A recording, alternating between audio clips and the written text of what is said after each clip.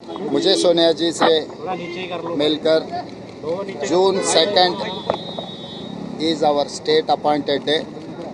Celebrations are going on. So I have invited Srimati Sonia Gandhi ji to attend that occasion on behalf of Telangana people. So in principle she has agreed to come Telangana to attend that occasion. Very auspicious day for Telangana people. That is why we have invited, our cabinet has passed a resolution to invite Srimati Sonia Gandhi ji. I have conveyed my cabinet decision and Telangana people's request.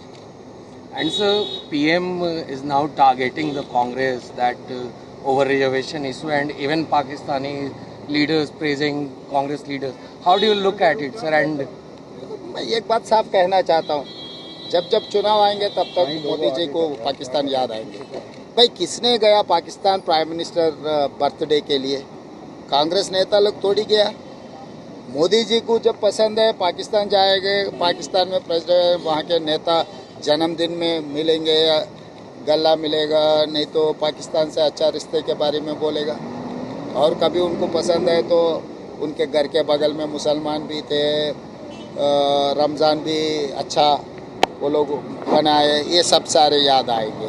जब Congress party चुनाव में मोदी जी को जो सवाल उठाए, पिछले 2 चुनाव में जो वादा किया था जनता को, किसान का डबल इनकम, 15 लाख रुपए जनधन खाता में हर गरीब को डालने का, और 2 करोड़ नौकरी हर साल डालने का, और हम लोग ये भी सवाल उठाए कि संविधान बदलने के लिए कोशिश कर रहा है, और SC ST OBC आरक्षण हटाने के लिए जो भारतीय जनता पार्टी कोशिश कर रहा है, ये सब सारे हम लोग सवाल उठाए। तो तब भारतीय जनता पार्टी को ये आधार है पाकिस्तान या मुसलमान। भाई राजनीति में आपका एजेंडा क्या है, इसके बारे में कहो। नहीं है तो 10 साल में आप लोग जो तरक्की किए इस देश में, आपके तरक्की के बारे में प्रोग्रेस रिपोर्ट दिखा दो देश जनता को। Sir, 6th phase of elections is over now. प्रधानमंत्री बने हैं, कांग्रेस पार्टी ने उन्हें हमेशा गालियां दी है। कांग्रेस पार्टी के पास अब एक ही मुद्दा है कि प्रधानमंत्री को गाली देकर अपने आप को आगे रखना है। तो वो बार-बार ये कहते हैं कि कांग्रेस पार्टी केवल प्रधानमंत्री को गाली देती है। नहीं, ये पिछले कम से कम 1981 से लेकर भारतीय जनता पार्टी शुरू हो गया, तब से गांधी परिवार को गाली देते देते भारतीय जनता पार्टी यहाँ तक पहुँच चुका है। अभी मोदी जी को भारतीय जनता पार्टी को गाली देने के लिए, कुछ कहने के लिए कुछ वजह ही नहीं है। इनका जो इलेक्शन वादा थे, इनके 10 साल सरकार के जो राजनीति था, नहीं तो उनका एक्शन प्लान था, इसमें सारे सब फेल हो गए। इसके बारे में जवाब नहीं है भारतीय जनता पार्टी का नहीं, इसीलिए मोदी जी कुछ गाली दे रहा है, ऐसे बहाना सामने ले आके खड़ा कर रहा है। क्यों, हमको क्या ज़रूरी है मोदी जी को गाली देने का? मोदी जी इस देश के प्रधानमंत्री है। अगर बीजेपी के नेता लोग माने या नहीं माने, कांग्रेस पार्टी तो जब प्रधानमंत्री कुर्सी में कोई भी बैठने दो, अटल बिहारी वाजपेयी जी बैठने दो, नरेंद्र मोदी जी बैठने दो, कुर्सी के लिए हम लोग कभी भी कम नहीं किए।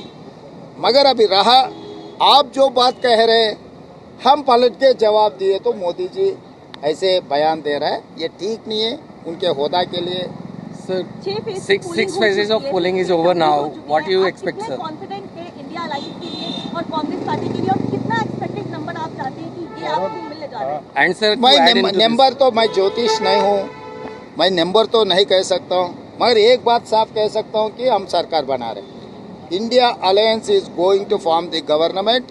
मेरे ख्याल से अच्छा दिन 9 तारीख है, जून 9 तारीख लाल किले में तिरंगा झंडा कांग्रेस पार्टी लहराएंगे। मगर सर बीजेपी कह रही है कि they are going to get the majority and they have already got the majority in the 6th phase. Same thing Telangana चुनाव में भी यही बात कहा था। तेलंगाना में नतीजा आप देखे, कर्नाटक में भी ऐसा ही बोले, कर्नाटक का जो नतीजा देखे, हिमाचल प्रदेश में भी यही बात कहा था भारतीय जनता पार्टी, हिमाचल प्रदेश में भी आप लोग देखे। तो भारतीय जनता पार्टी इवन केरला में भी, तमिलनाडु में भी, जहाँ पर डिपॉजिट भी नहीं मिल रहा है, वहाँ पर मेजॉरिटी सीट्स मिलने वाले हैं, ऐसे भाषण देते जा रहे हैं। मतलब कभी उनके कैडर को, उनके लीडर को एक आश्वासन दिलाने के लिए ऐसा स्टेटमेंट कुछ देने के लिए कोशिश कर रहे हैं। इस बार तो खत्म हो चुका है। And now the PM is assuring people of the country that they are not going to remove reservation across the country. How do you look at the comments of the तो PM? मैं simple बोलना चाहता हूँ, Modi ji guarantee का warranty खत्म हो गए। जब वारंटी खत्म हो गए, वो गारंटी अभी क्या गारंटी देने वाले हैं? तो इसीलिए ऐसे बात अभी क्यों वो मुद्दा आ रहे, क्यों जवाब देना पड़ा? इसका मतलब वो लोग कुछ ना कुछ दाल में काला है, इसीलिए बार बार वही बात उठा के लोगों को समझाने के लिए कोशिश कर रहा है। तो इसीलिए अभी जो भी भारतीय जनता पार्टी बोलने दो, इस देश की जनता यकीन करने के लिए तैयार नहीं है। इस देश की जनता तैयार हो गई कि भारतीय जनता पार्टी हटाने के लिए और इंडिया अलायंस को जिताने के लिए इस बार इंडिया अलायंस सरकार बनाने वाले हैं। Thank you very much. ఈరోజు శ్రీమతి సోనియా గాంధీ గారిని కలిసి జూన్ 2 నాడు తెలంగాణ రాష్ట్ర అవతరణ 10 సంవత్సరాలు పూర్తి చేసుకుంటున్న ఉత్సవాలను ఏదైతే జరుపుకుంటున్నామో, మొన్న జరిగిన మంత్రివర్గ సమావేశం అంతా ఏకగ్రీవంగా తీర్మానం చేసింది. శ్రీమతి సోనియా గాంధీ గారిని ప్రత్యేక అతిథిగా తెలంగాణ రాష్ట్రం ఇచ్చిన నాయకురాలుగా వారిని తెలంగాణకు ఆహ్వానించి 10 సంవత్సరాలు పూర్తి చేసుకుంటున్న ఉత్సవాలలో వారి యొక్క భాగస్వామ్యాన్ని తెలంగాణ ప్రజలు కోరుకుంటున్నారు. అదేవిధంగా మంత్రివర్గం కూడా తీర్మానం చేసింది.